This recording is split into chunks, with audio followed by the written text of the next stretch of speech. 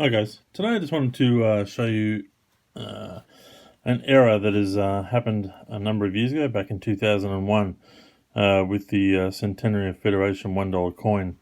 This is the one here. So this is the way it's meant to be. But as you'll see here, I'll just show you a little bit further out here. But I've been collecting these coins for a while, and there's an error that comes along where the die was spinning around as it was being minted, which meant that we ended up with coins that were all rotated. So if I give you an example here, so this one here is at 8 o'clock. So if I just spin that around, you'll see that that is upright. And the other side, the head is rotated to around 8 o'clock. So as it kept happening, it was spinning around, and we ended up with being able to collect a full clock of dollar coins. I'm still missing a few, as you can see, but I'm still hunting and still trying to find them all, but it's not so easy to find them. But yeah, certainly well worth looking out for. I might even one day mount them as a clock.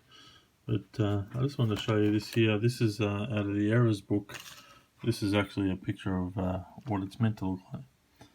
As you can see there, there's a rotation for each hour of the clock.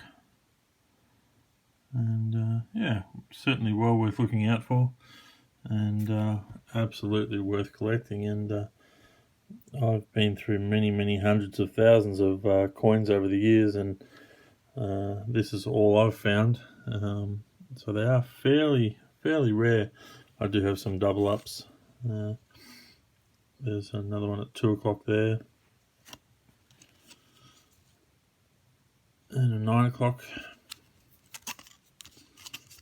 So yeah, keep an eye out for that one. Make sure that every time you come across one of these coins that you spin it in your hand, make sure that it's the right way up, or if not, make sure you keep it.